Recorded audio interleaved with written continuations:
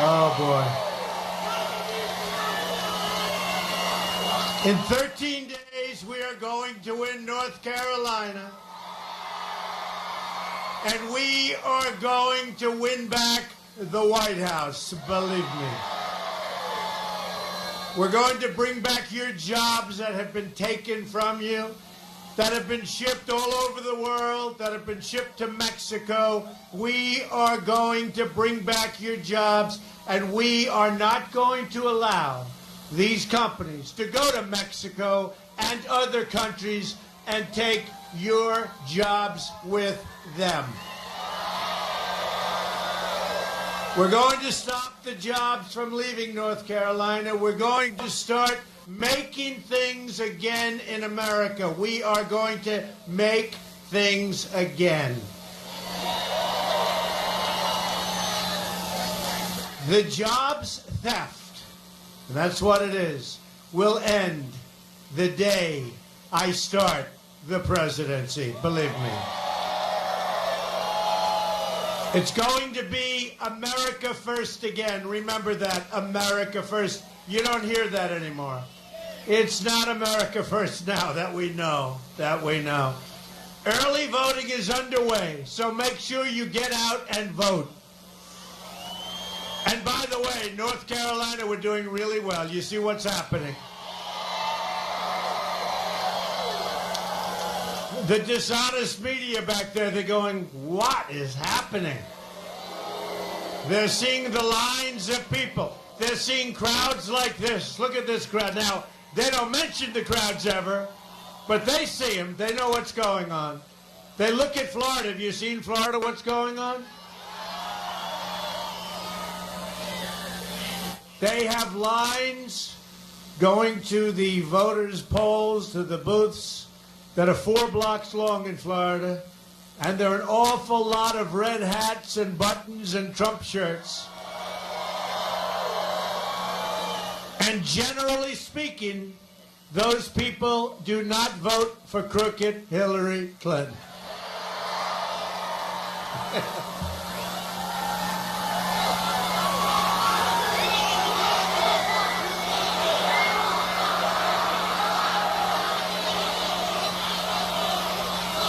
What a group.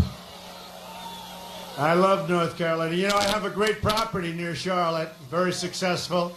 That means I pay a lot of people. I pay a lot of employees, but I'll tell you what, we have great people. This is a great, great state, and we're going to make it even better. We're bringing back your jobs. 75% of the American people think our country is on the wrong track. That's an easy one to figure, isn't it? We're going to fix it, and we're going to get our country back on the right track, and it's going to happen very quickly. Real change begins with immediately repealing and replacing the disaster known as Obamacare.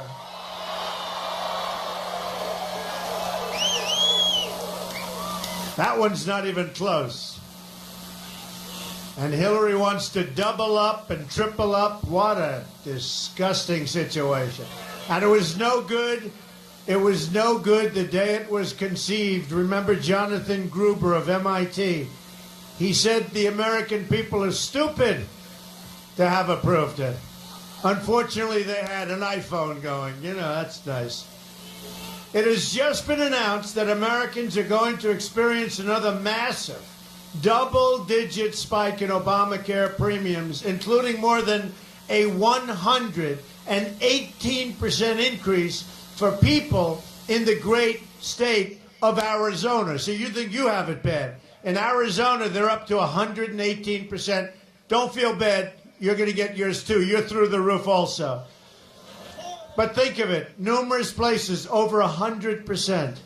Even Bill Clinton admitted that Obamacare is, quote, the craziest thing in the world, where people wind up with premiums doubled and their coverage cut in half. Job-killing Obamacare is just one more way the system is rigged. System is rigged, folks. It's all rigged. So when Gruber made that statement, a lot of things happened. And a lot of people started looking at Obamacare very closely. And I will tell you, Hillary Clinton came out and she wants to double down and make it worse. It's going to be so much worse. Frankly, can we live another 4 years with another Obama? I don't think so. I don't think so. And I think she'll be worse. And remember, the Supreme Court, just put it in the back of your mind, Supreme Court. But we can't take another 4 years of Obama. And that's what we're getting with Hillary. More than 500,000 North Carolinians have been forced into Obamacare. They didn't want it. They were forced. Premiums have gone up in North Carolina by double digits. And this year they're going to go up at a record number. It is catastrophic. More than 250,000 people in North Carolina are losing their health plans next year. 95 of the state's 100 counties will only have one insurance company to buy from. Good luck in that negotiation, folks. They are in a very good position. Hey, who's that carrier? I want to know. I want a piece of that insurance company. Drain the swamp. Look at that sign. Drain the swamp in Washington, D.C. Look at that. You know, I said to somebody the other day, and even today, drain the swamp. We put it in about 2 days ago. I said, drain the swamp. I didn't like it. I didn't like the expression, drain the swamp in Washington. So I said it 3 days ago. The place went crazy. I said, you know what? I'm starting to like that expression. And now it's it's like trending all over the world. Drain the swamp in Washington. So we like that expression. Obamacare will destroy the economy and health care of North Carolina if we don't stop it fast, and I mean like immediately. Repealing Obamacare and stopping Hillary Clinton's health care takeover is one of the most important reasons we must win on November 8th. We have to. And next, we're going to rid Washington of corruption. It is corrupt. What about the Hillary Clinton fiasco? You ever see anything? What about all the WikiLeaks? Hillary bleached. Listen to this. We all know, but we're going to say it. Because nobody has ever gotten away with crimes. And I mean crimes like Hillary Clinton has gotten away with.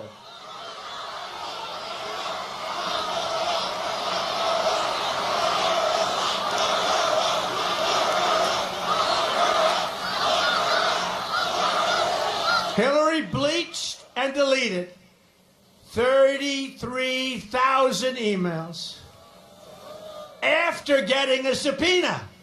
She got a subpoena from the United States Congress.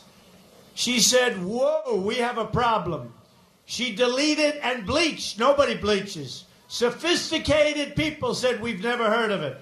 You know why? Because it's such an expensive process. So she deleted and she bleached 33,000 emails. She lied to Congress under oath. She lied to the FBI. She made 13 phones disappear, some with a hammer. Who here has made your phone disappear by hammering the hell out of it? Oh. We got 2. Anybody else? I want to know, sir, what business are you in? Where do you find out the business he's in? And remember, with the FBI, she couldn't remember 39 times. Oh, that means 39 lies, right? She couldn't remember 39 times. She can remember other things, but not this. The Clinton crew gave more than $675,000 to the wife of the deputy FBI director overseeing the investigation into Hillary's illegal server.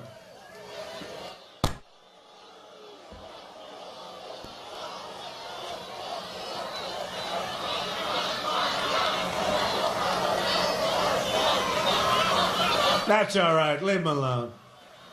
That's all right. You know the great thing about that? We have a protester. By the way, were you paid $1,500 to be a thug? Where's the protester? Where is he? Was he paid? You can get him out. Get him out.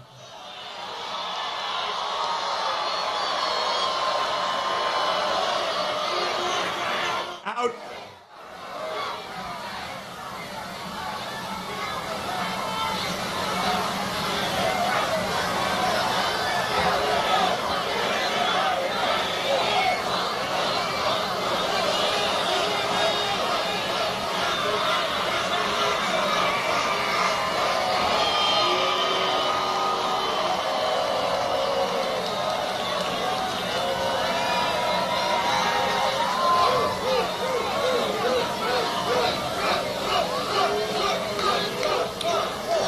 Folks, did you see where through WikiLeaks we found out that Clinton was paying people $1,500 plus an iPhone to go out and be violent at our rallies?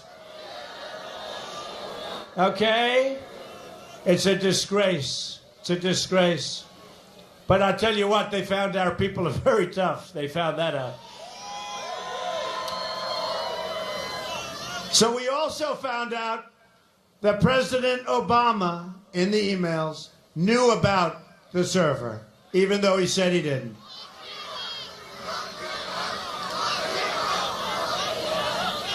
The criminal conduct of Hillary Clinton threatens the foundations of our democracy. There has never, ever been a situation like this, and the emails are just a part of it. We're going to turn it all around.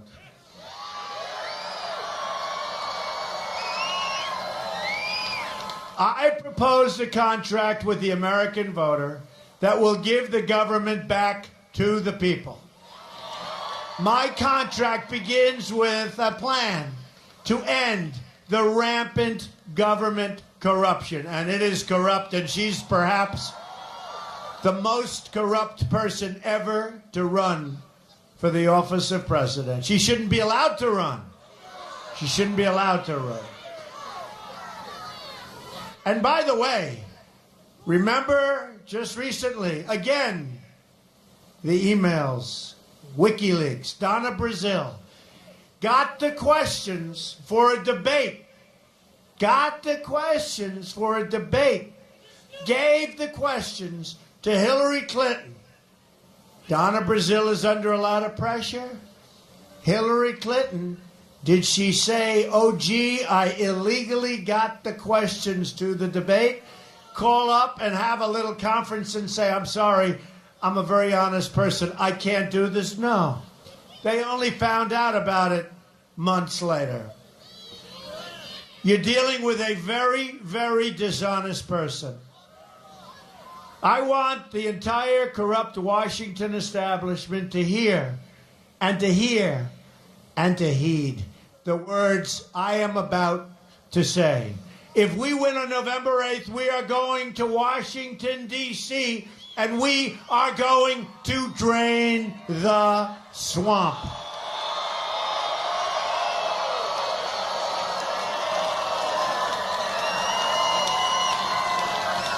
That includes a constitutional amendment to impose term limits on all members of Congress. At the very core of my contract with the American people is a plan to bring back American jobs. We've had it. We're going to bring back our jobs. And you really know what I'm talking about in North Carolina because you're one of the greatest victims of all. We're living through the greatest jobs theft in the history of the world. The greatest, think of that, the greatest jobs theft in the history of the world, not just here. Look at New England, look at New York State, look at Pennsylvania and Ohio. Look everywhere. North Carolina has lost nearly half of its manufacturing jobs since NAFTA. Can you believe it? Half of your jobs. A deal signed by Bill Clinton and supported strongly by crooked Hillary. Remember, every time you see a closed factory or wiped out community, the Clintons really did this to you. NAFTA was a disaster. But listen to this. I always say it looked like a typo. They made a mistake. It can't be possible. We've lost 70,000 factories. Now, I thought they meant 700 factories. Maybe 7,000. We've lost 70,000 factories since China entered the World Trade Organization. Another Bill and Hillary-backed disaster. The trade policies of Hillary Clinton have been devastating for workers, unions, companies, and communities throughout North Carolina. Stanley Furniture moved its production from Robbinsville, laid off 400 workers, and moved their jobs to Southeast Asia in 2010. Congratulations, Southeast Asia. They wouldn't be doing it if I was president.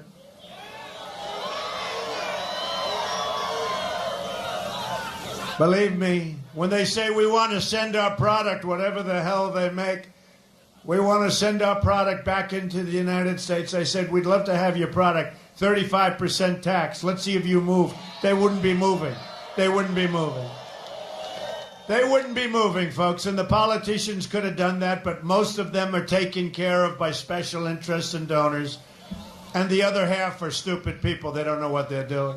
Flex, Global Operations, closed its plant in Charlotte, laid off 255 workers, and moved their jobs to where most of the place goes. They moved their company to a place called Mexico. And that was this year. Daimler Trucks of North America laid off 2,771 workers. That's a lot. In North Carolina, in 2016, after opening a major plant in Mexico. Steelcase Inc. shifted its production to Mexico, laid off 264 workers in North Carolina in 2014. Leviton, I buy those switches. I'm not going to buy them anymore. I didn't realize this. I buy a lot of Leviton switches. I'm not buying them anymore. Closed its light switch factory, laid off up to 200 people, and moved their jobs to Mexico in 2009. Dell closed its plant in Winston-Salem and laid off up to 1,000 employees and moved their jobs to Mexico and other countries. I have a friend who builds plants. He is, I believe, the biggest in the world. And I said, how are we doing? He said, Donald, we're doing fine. How's your company? Unbelievable.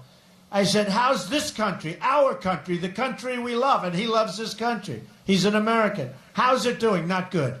I said, well, how are you doing? Well, he said, I am building the greatest plants anywhere in the world in Mexico. I said, oh, that's great. That's wonderful. Folks, we're going to turn it around, and it's going to turn around so fast. Okay? It's going to turn around so fast. Under my contract, we will immediately bin, and we have to do this. We have no choice. And it's going to be so much fun. I love this. We will immediately begin renegotiating NAFTA. That has been a one-way highway. The money, the jobs, the plants, the factories leave our country. We get unemployment and drugs. So we get the drugs, we get the unemployment, they get the cash, the jobs, the plants. What a disgrace. And you know what? People don't even know it. It's very complex, but they're under a VAT tax system. So it's about a 17, almost 17%. So what happens is every time we make a deal, because we have a different system, we pay 17, they pay nothing. So the agreement has been defective for years and nobody ever changed it. That's why you never see anybody coming the opposite way. It's always jobs moving to Mexico. You never see, because it's a defective contract. They signed a defective contract just there. You're at a 17-point disadvantage before all of the other disadvantages kick in. Does that make sense? It's a defective contract, and nobody did anything about it for years. Oh, are we going to do something about it? It's going to be done. And I met, as you know, 2 months ago, I met with the president of Mexico. Nice guy. Nice guy. And we're going to have a very good relationship with Mexico. Oh, we're going to build a wall. Don't worry about it. This guy. Believe me. We're going to build it. We have to build the wall. We have to build the wall. We've got to stop the drugs from coming into our country and poisoning our youth. We're going to build a wall, 100%. Mexico's going to pay for the wall. They don't know it yet, but they're going to pay for the wall. Believe me. But their leaders, their politicians, are smarter and sharper than our politicians. We use people to negotiate our deals. The biggest deals in the world, like with China. What China does to this country is unbelievable. We use political hacks to do our negotiating. They have the smartest people. They have like this pyramid, right? From the time they're in first grade, they take the smartest, the smartest, the smartest. By the time they get to the top, you're dealing with very smart people. Unfortunately, they're not dealing with very smart people.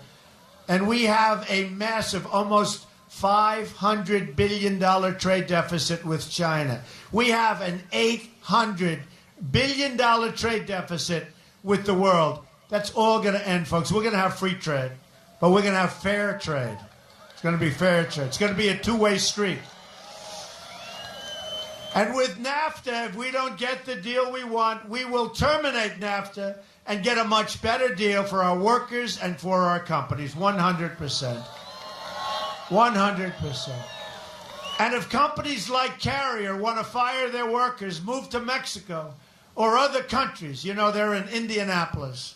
They fired all of their workers, and it was right around the time of the primary. And boy, I'll tell you, those workers were great. They followed me. They went to so many of our speeches. And remember, that was going to be the great firewall. That was going to be where they were going to stop Trump. Now, I had Bobby Knight helping me. That's awfully good in Indiana. The great Bobby Knight. But we won Indiana in a landslide. And by the way, speaking of Indiana, Governor Mike Pence, great guy. Great. Great guy. Good choice. It's an important choice. Did we pick better than her, by the way? I watched their debate. That one wasn't close, and neither was mine with Hillary. That we beat her badly. We beat her badly. And you saw Biden today, right? Oh, I'd like to get Donald behind the gym. Oh. I dream about that kind of stuff. You know, Mr. Tough Guy. He's a real tough guy, folks. I would dream about that. So they ship their products back into the United States. See, he ought to be tough like that on trade. He ought to be tough like that on so many other things where we're getting ripped off. He ought to be tough like that in dealing with the Veterans Administration because our veterans are being treated so unfairly.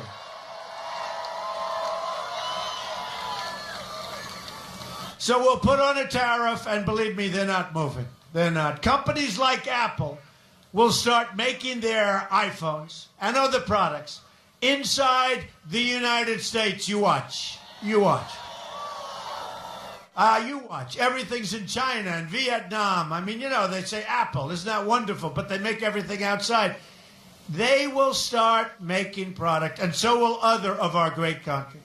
We will get companies to make product inside the United States. Wouldn't that be nice? And by the way, no shipping, no this. I mean, there are a lot of advantages, but we're going to get it.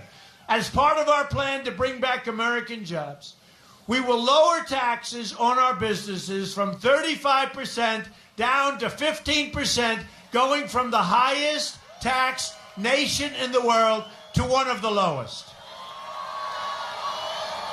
I'd like to make it the lowest, but you can only go so far. Maybe someday. We will be a rich nation once again. We will put so many people back to work. But to be a rich country, we must also be a safe country. Crooked Hillary Clinton unleashed ISIS and unleashed death and suffering across the Middle East, and now the terrorism is spreading into our country. She wants, in her words, to have totally open borders, which would destroy America's middle class, and, by the way, destroy our country when you have open borders. You know, 600,000 people could be, if you look at it, the kind of numbers that they're talking about, millions more African-American incredible workers will be put out of work. They are so badly affected by the policies of Obama and Clinton. And I don't even know if they realize what they're doing. Hillary wants to increase Syrian refugees by 550% coming into this country. That's on top of the thousands and thousands and thousands already coming in. And these are people we have no idea who they are, where they come from. Believe me, folks, we are not doing that. The refugee plan would leave us with generations of terrorism, radicalism, and extremism inside of our shores. A Trump administration is going to suspend immigration from terror-prone regions of the world and will suspend the Syrian refugee program. And let me state this as clearly and nicely as I can. If I'm elected president, I am going to keep radical Islamic terrorists the hell out of our country. I will also secure and defend the borders of the United States. And yes, we will build that wall that you're talking about. We'll also cancel all funding for sanctuary cities. Horrible. Hillary strongly supports sanctuary cities like the one that killed Kate Steinle, San Francisco. Thousands of Americans have been killed by illegal immigrants. In January of last year, Grant Ronebeck, 21 years old, magnificent young man, was working at a convenience store in Mesa, Arizona, when he was viciously murdered in cold blood, shot point blank by an illegal immigrant with a long and vicious criminal record. People said, please don't let him into society. They did. He killed Grant violently. Another American murdered in cold blood was 25-year-old Spencer Golvac. He was sitting in his car at a stoplight after dropping off his girlfriend on his way home. An illegal immigrant in a pickup truck pulled up to him beside him and shot Spencer directly in the head. No warning, no talking, no nothing, no reason. The killer had a lengthy criminal record and had been deported 4 times. So many people said, don't let this man out. Get him back to his country. Get him out of our country. The Obama administration refused to do it. I've spent a lot of time with Spencer's mom, Julie. I have a message for the cartels, the drug dealers, and the gang members. When I win, your long reign of crime and terror will come crashing to an end quickly.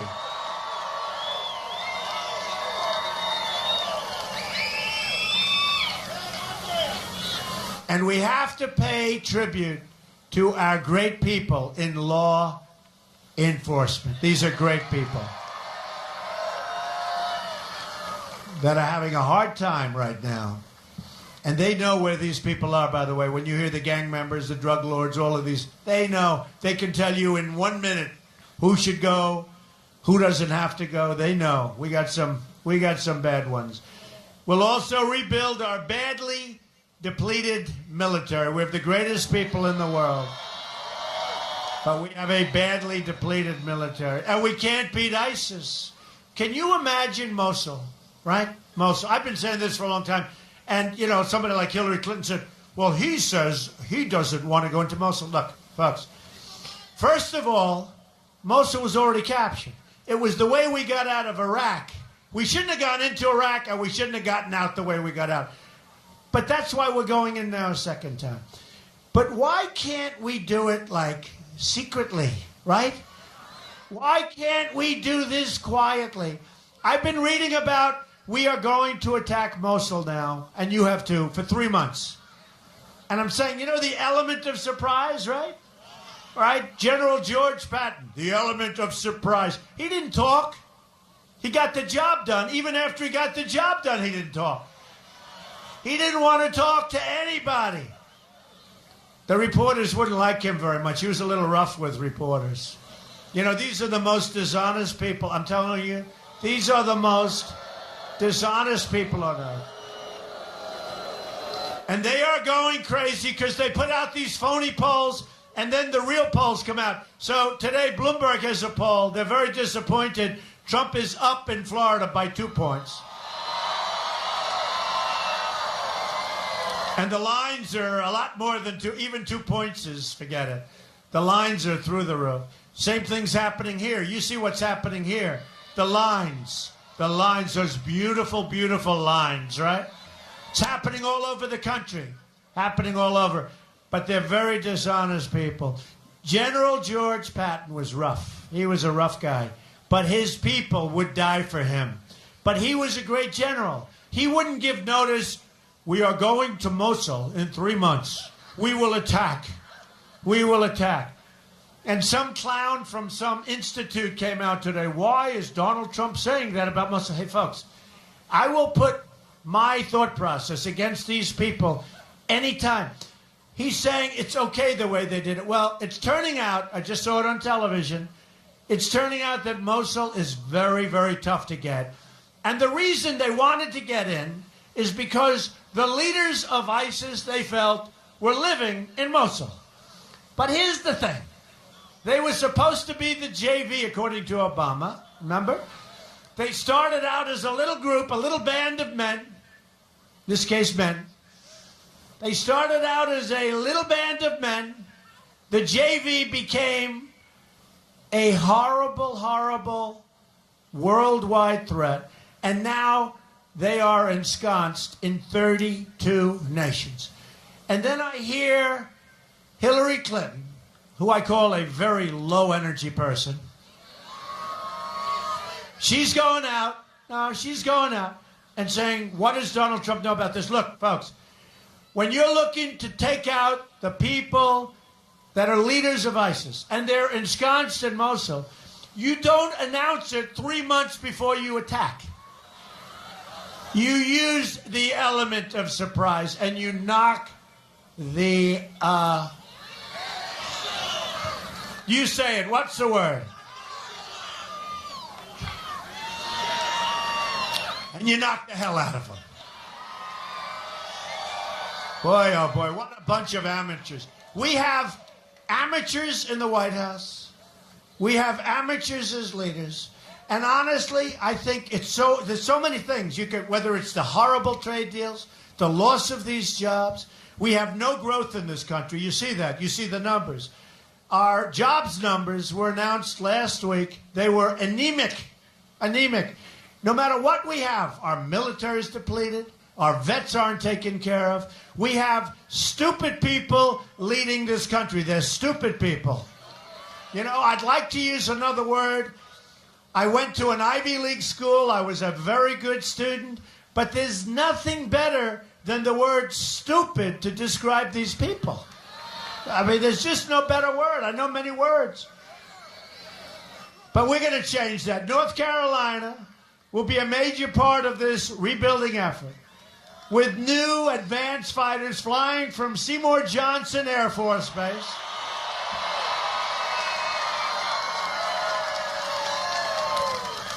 Marine battalions at Camp Lejeune.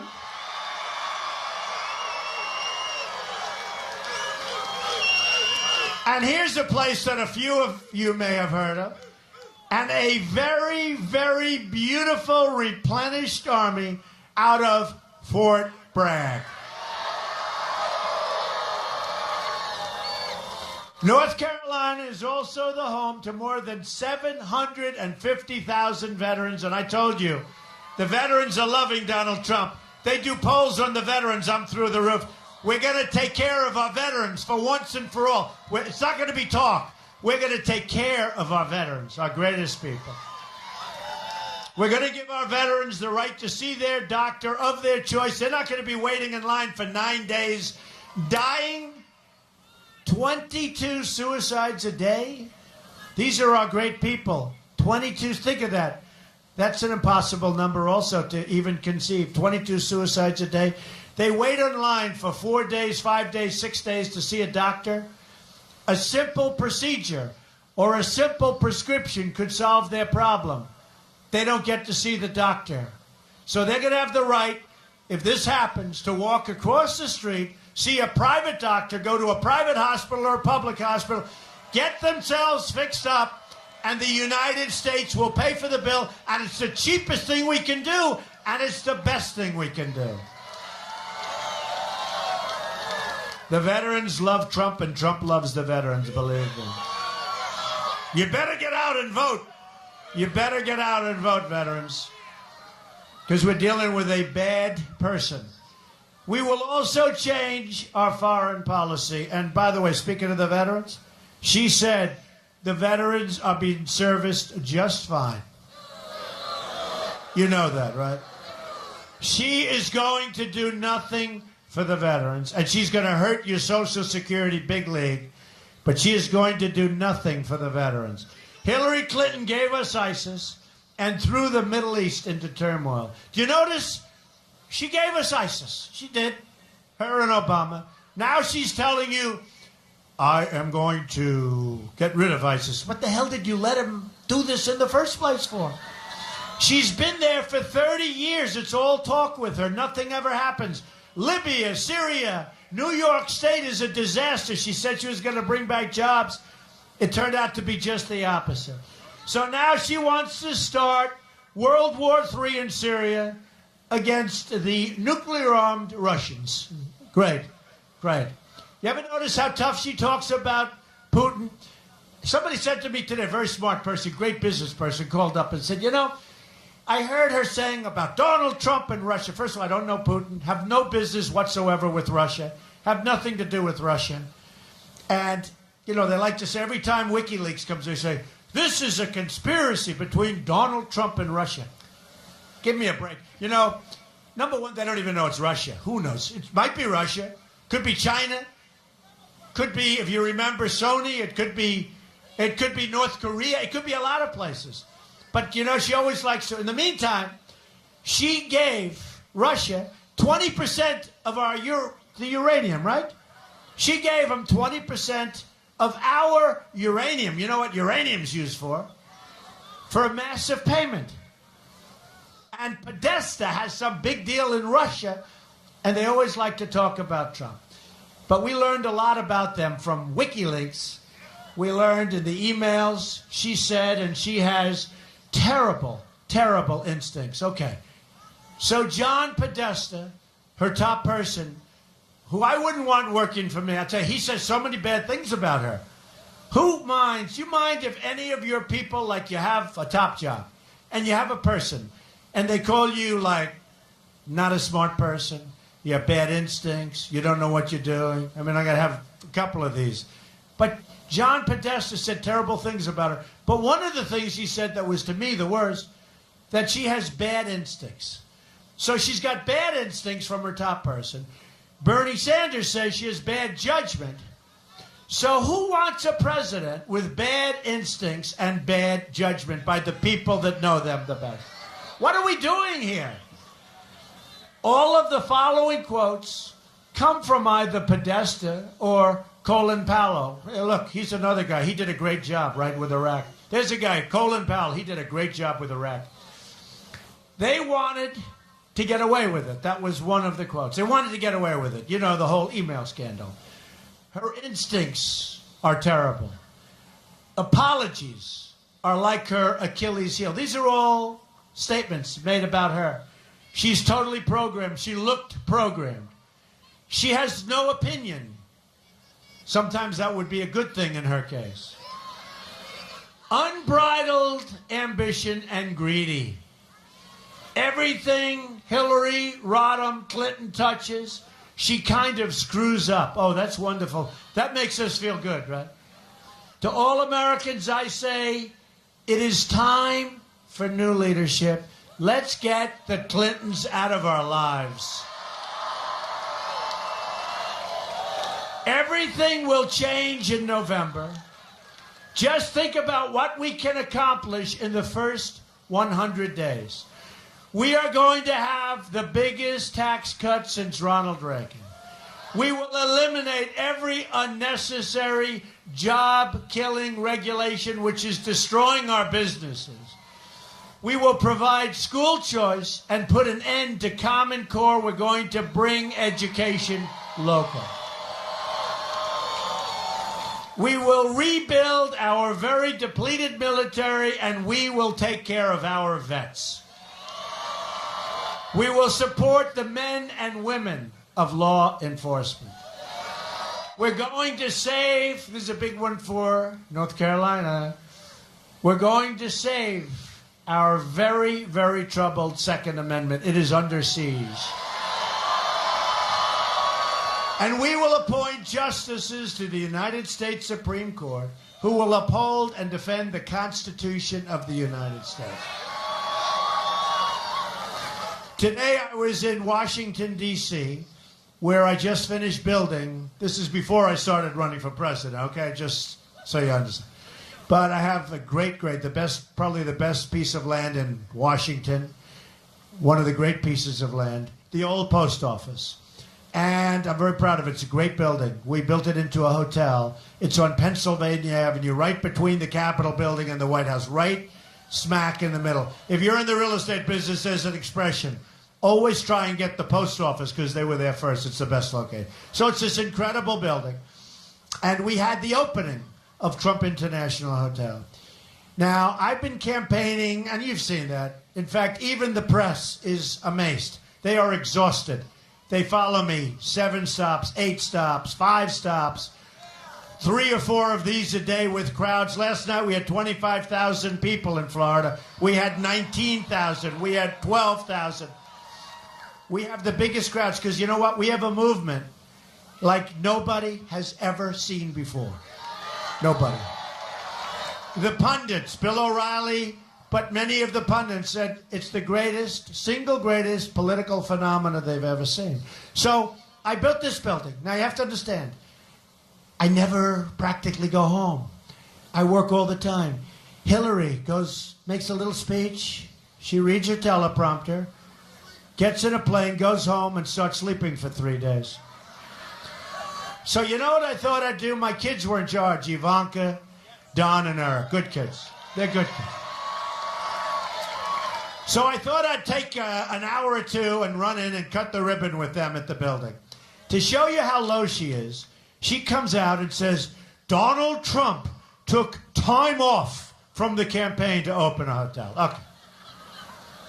Now, she'll do 1 stop. I'm telling you, she wants to sleep all the time.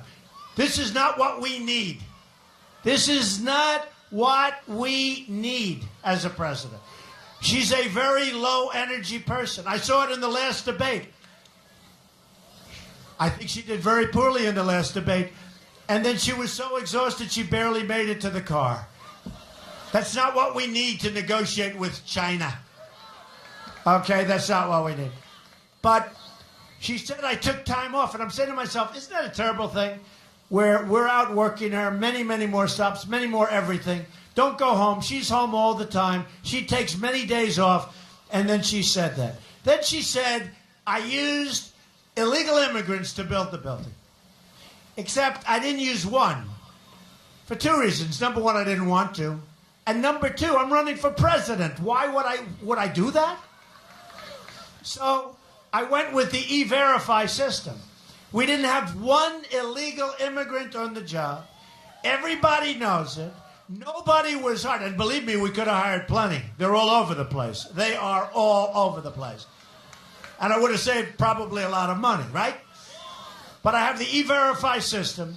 I didn't hire 1 illegal immigrant to build Trump International Hotel on Pennsylvania Avenue. And then I see her, and then I see crooked Hillary saying he used illegal immigrants.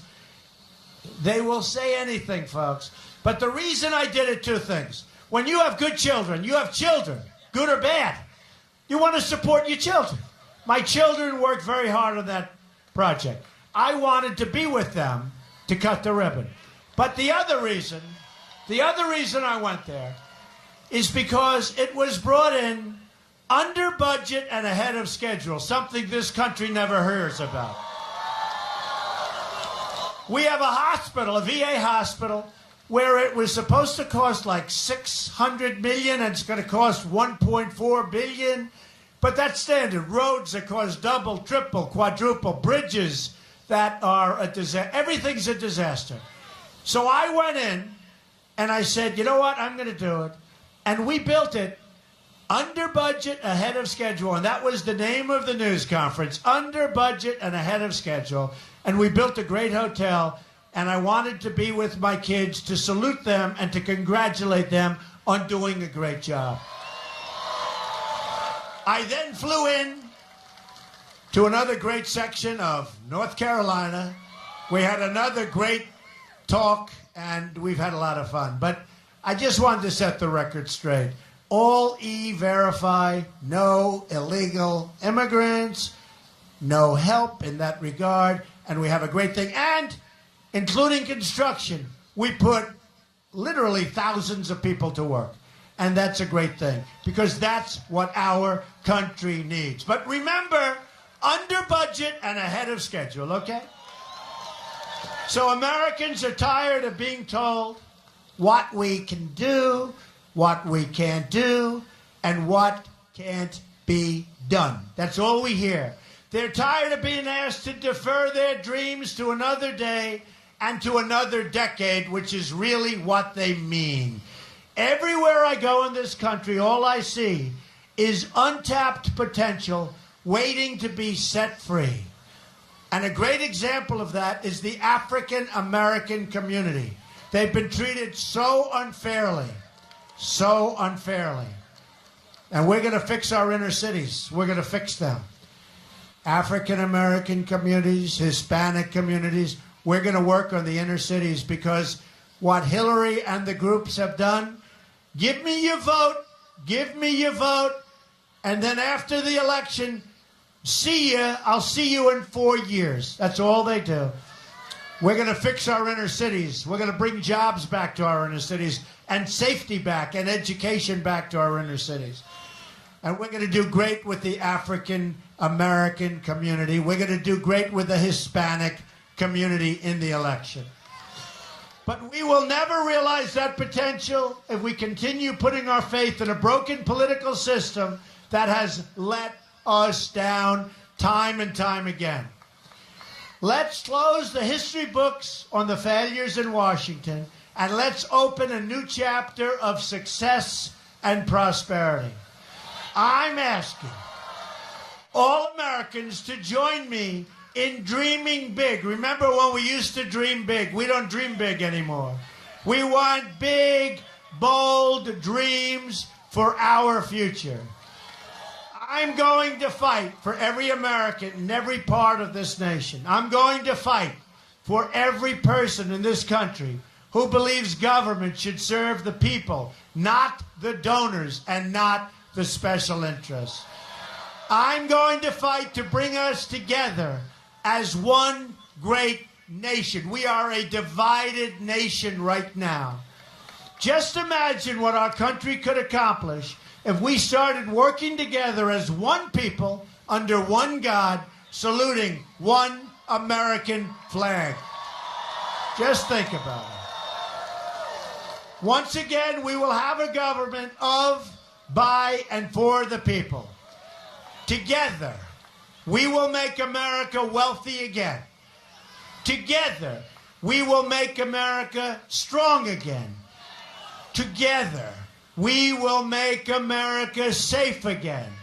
And we will make America great again. Thank you very much. Get out and vote. God bless you, everybody. God bless you. Thank you.